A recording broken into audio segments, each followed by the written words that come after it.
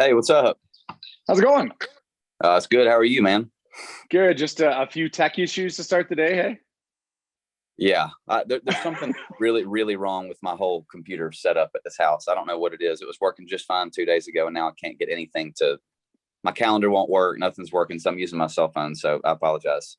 Which one of the girls did you look at? Like, who touched Dad's computer? What's going on in here? Oh, there's no telling.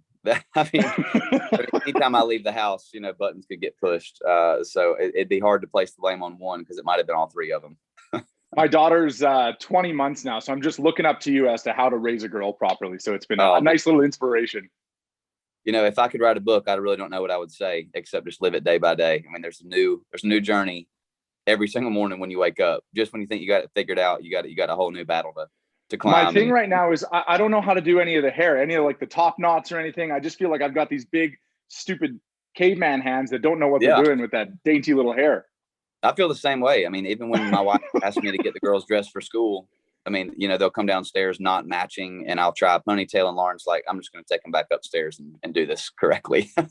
So I came up the other day with my daughter, and I had her in this thing and some pants, and my wife's like, what are you doing? The thing on top is a full outfit. Why are you putting pants on that? And I was like, right. You got it. All right. Just learning. All right.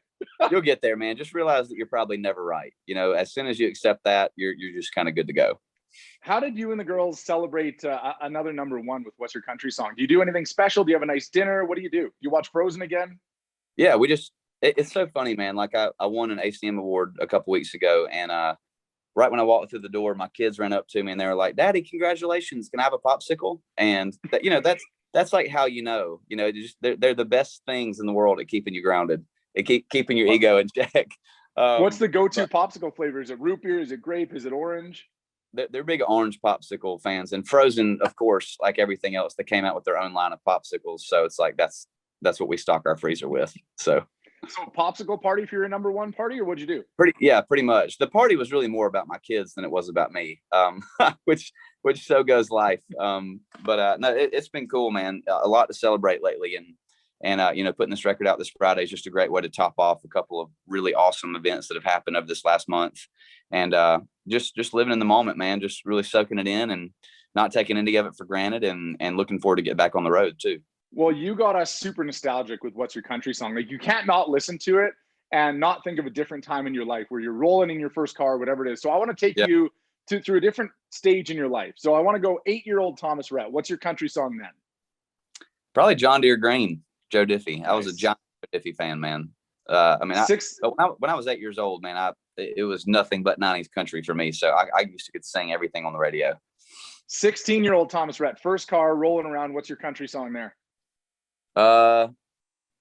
These Boots by Eric Church. I mean, I wore that record out. I mean, it was like I had to go buy a copy like every week because I kept scratching the crap out of it. So I'll never forget being at an Eric Church show and watching people hurl cowboy boots at his face on stage. And I'm like, I've never seen anything like this during these boots.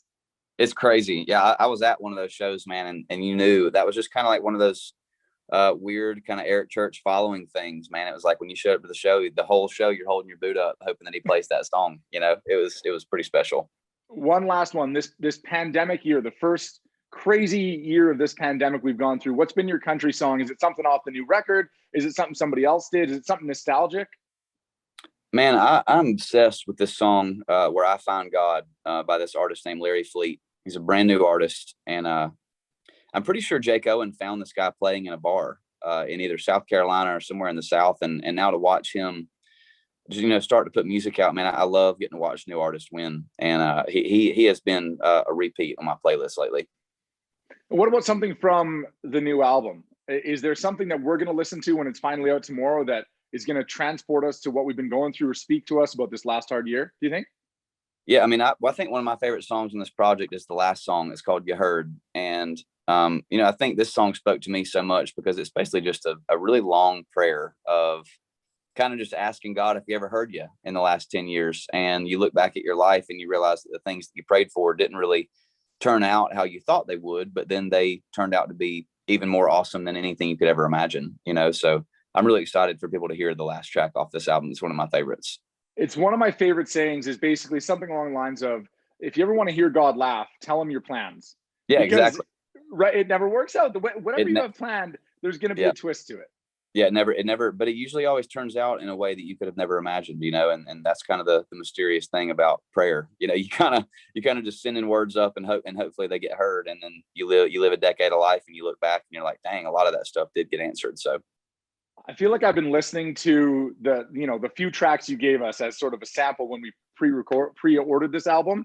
And yeah, I mean, just country again, man. Every time I hear it, I just feel like we all need that grounding place or that grounding spot in our life where you just need to feel like yourself again. And that seems like you went through something like that during this pandemic where you found yourself again. absolutely, man. I could blame it on 2020, but it also kind of started to ultimately kind of shift in me early 2019 as well when I was out on the road. And I just noticed myself just writing different songs, and I noticed myself wanting to just kind of sit with a guitar and pour my heart out into a sad country song. And the very first song I wrote on Zoom was Country Again, and I'd had that title on my phone for so long, but had no idea what it meant or what to say. And then you live enough of a pandemic type year, and you go, dang, man, like I've gotten to do some things this year that I haven't done in a long time, things that I love, like fishing with my dad, or getting outside with my kids, or really just like learning how to enjoy the little things in life again. And so for me, in a nutshell, that song was like, I kind of learned how to live simply again. I kind of learned how to live without the rat race. And it was just a very freeing moment. And that turned into that song that I think a lot of people needed to hear. So Is it one where you knew on that Zoom, right? You're like, this is going to be special because it is on fire everywhere right now. Did you know the minute that Zoom ended that you had something? I just knew that we wrote the crap out of it. That's all I knew. It was like, I remember when my buddy Ashley Gorley had that first line that I quit hunting with my daddy. I guess I didn't make the time.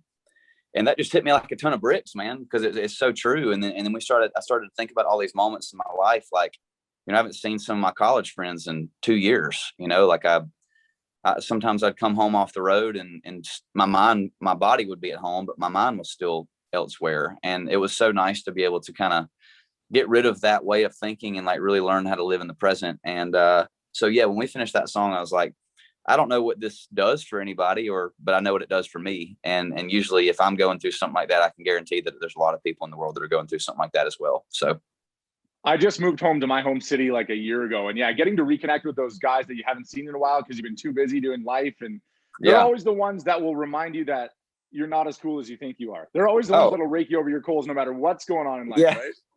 And we all need that so bad, especially when you start having kids, man, it's like, you got to plan out a hang time with your buddies, like about a month in advance, and if you don't make an active effort to do that, you're probably not going to see them again for a while. But it takes like a lot of your other friends with friends to all agree to make that effort to make time for each other, because I think, looking back into college and high school, like those are friends that really solidified a lot of bits of your life, and people that kind of turned you into who you are today. And so it's been really nice to get to reconnect with a lot of them this year. I guess this song just had me thinking about my buddies and my best friend crew that I've had since I was like 3 years old, and we've grown up together and now we have kids together. How long have you known your very best friend, and how did you guys meet? Yeah, my buddy Drew, man, we started hanging out when I was about 14 years old, and he was a year older than me. And I remember when he left to go to college and I was a senior, I really didn't hang out with much of my high school friends. I was always going to visit him at college, and then I ended up going to the same university that he went to.